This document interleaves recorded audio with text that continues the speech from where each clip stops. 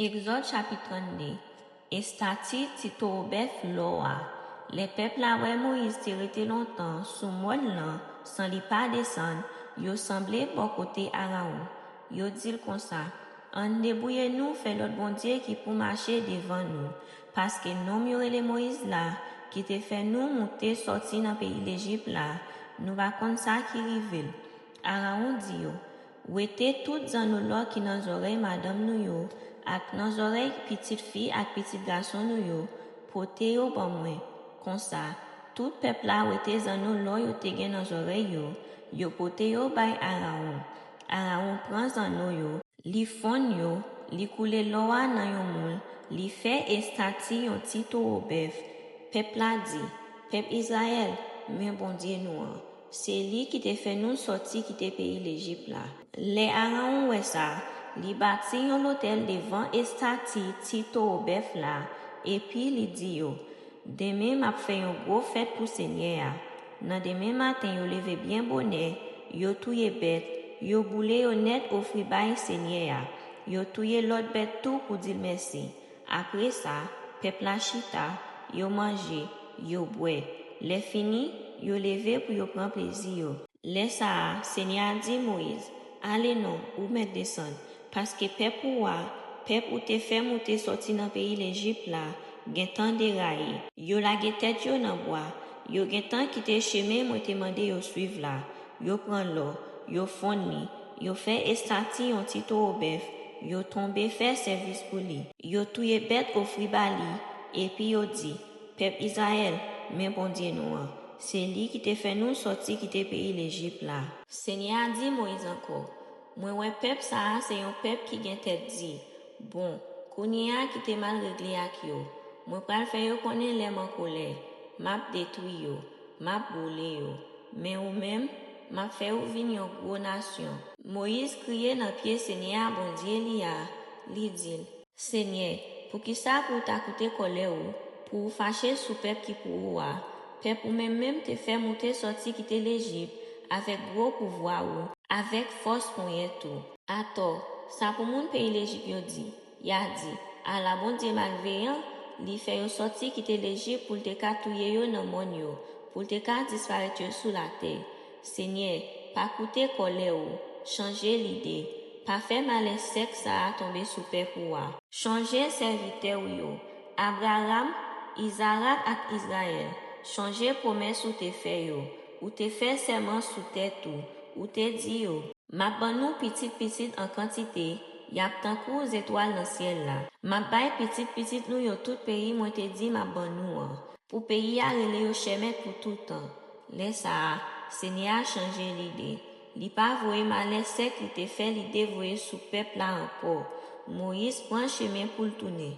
Li descend sorti dans mon nan avec des roches plates contre nan men. Roche yo te écrit sous tout koyo. Devant coup derrière.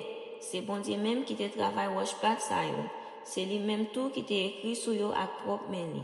C'est lui qui t'a gravé toutes lettres qui écrit sur roche yo. Josué t'étant des peuples là qui t'a prélé bien fort en bas. Li dit Moïse, pour tout bris moi tende gen gros goumen encore.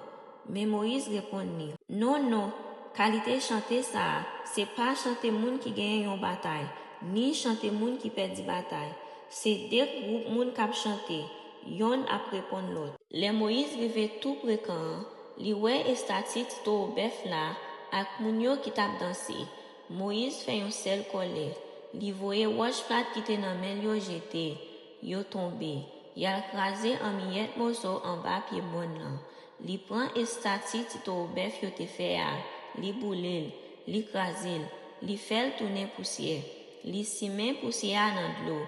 L'infini, li fait moun Israël yo boit de l'eau.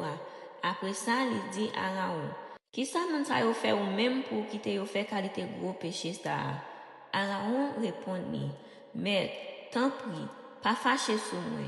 Ou même, ou connaît Jean peuple ça a toujours paré pour faire ça qui mal. C'est yo même qui dit me fait bon Dieu pour yo. Bon Dieu qui pour marcher devant yo. Parce que yo pas connaît ça qui rive Moïse. Nom ça qui te fait yo sorti quitter l'Égypte là. Laisse ça, moi mandé qui laisse dans mi temps yo qui gen l'eau.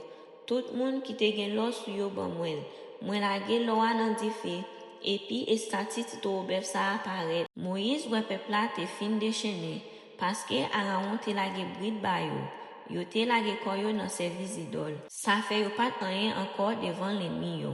Moïse campé dans portail la koukan, li parlait bien fort, li dit, tout monde qui pour Seigneur vin joindre moi. C'est comme ça tout petit Lévi yo vin joindre li dit yo, mais ça Seigneur lui-même qui bon Dieu peuple Israël l'a dit, c'est pour nous chaque prendre épée nous, marcher dans tout camp, depuis dans portail ça, rive jouk l'autre bois, touyer mes imouns qui tombaient en bas mais nous, quitte ses frères nous, quitte ses amis nous, aussi non voisinay nous. Petit Lévi yo fait ça Moïse te ba l'autre fait ya. Jou ça, te gen 3000 moun kon sa nan peuple là qui te perdu la vie yo. Moïse dit petit Lévi yo, jodi ya, avec 100 petits garçons nous yo, ak 100 frères nous yo nous fait couler ya, nous mette tête nous à panet pour servir Seigneur. C'est peut-être ça tout. Seigneur pas manqué ban nous bénédiction jodi ya. Nan demain, Moïse relè peuple là, li dit yo, nous te fait un gros péché, mais kounye ya, moi pral monter sous mon là. Bon côté Seigneur, ma ouais si m'ka joine pardon pour péché nous. Moïse tourne bon côté Seigneur, li dit, ou ouais grosse péché peuple a fait, yo fait yon estati en l'eau pour servir yo bon Dieu, mais tant pis, pardonnez péché yo. Si c'est pas ça, tant pis, effacez nom dans livre. Seigneur répond Moïse, li dit, moun qui péché contre moi, c'est non pour m'effacer dans livre moi. Kounye ya ou metale, ou amene peuple à côté moi te dit ou mene ou changez bien, zanj moyen ap marcher devant ou. Mais les jours va arriver pour me venir faire règlement ak yo m'a pini yo pour péché yo. Seigneur te voye yon maladie sous peuple là pour pinil, parce que yo te forcé Aaron fait estati yon ti bœuf pour yo.